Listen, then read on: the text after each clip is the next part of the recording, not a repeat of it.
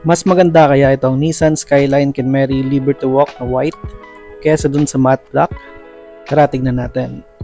What's up mga bro? Welcome back sa ating channel. Finally, meron nang kasama itong matte black natin na Kenmeri dahil meron na tayong Kenmeri na white. Di ko lang alam kung mas maganda ito compared dun sa black, pero tingin ko mas malinis siyang tignan, pero yung black naman mas maangas. Tara, buksan na natin itong Skyline Kenmeri natin bago pa buksan ng iba.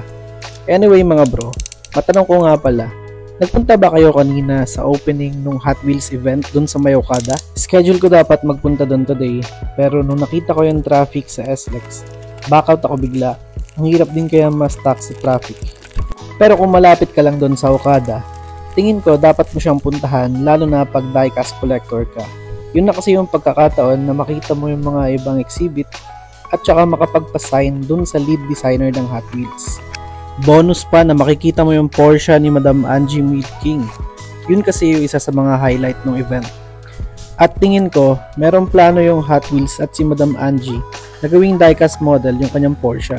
Meron kasi ako napanood na video na meron silang pinagpaplanuan para ma-immortalize yung kanyang Porsche.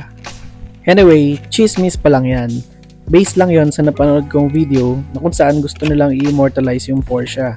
Paki-comment mo naman sa comment section kung meron na bang facts regarding that matter. Siguradong good news yon para sa mga Hot Wheels collectors na nakatira sa Pilipinas. Going back dito sa unboxing natin ng Skyline Kenmeri na white, ito nga pala yung kanyang itsura sa gilid. Rolling pa rin yung wheels at napaka-pogi pero medyo may pagka-donut yung style ng kanyang gulong. At malapit nga doon sa rear ay yung decal ng LB. Ito naman yung kanyang front fascia. Malinis tignan yung inserted na acrylic headlight at maangas yung dating nung black na hood. Imagine, mas gaganda pa to pag ginawa nilang opening hood itong mini GT version ng Kenmeri. Ito naman yung difference ng wheels ng dalawa. Parang mas bagay kung pinag-wheel swap natin sila. So, the same lang yung pagkakayari ng dalawa. Ang pinagkaiba lang talaga ay yung mga decal at yung color. So, mamili ka na lang kung ano mas gusto mo. Team black ka ba or team white ka? Grabe, mas pogi pa tingnan yung white sa personal compared doon sa picture ng box ng Mini GT. Kung ako yung tatanungin, parang mas gusto ko itong white ng Kenmeri kasi mas nakaka-good boy ang kanyang dating, and then yung black naman, parang medyo secret agent ang datingan pag yun ang gamit mo. Mala dyan, weak ba?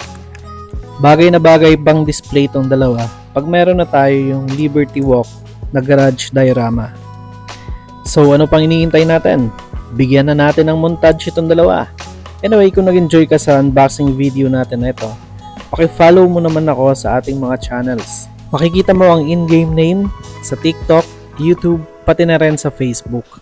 Makakatulong din ang pag-like, pag-share at pag-comment sa ating mga upload para mas mapabilis nating mapalaki ang ating channel.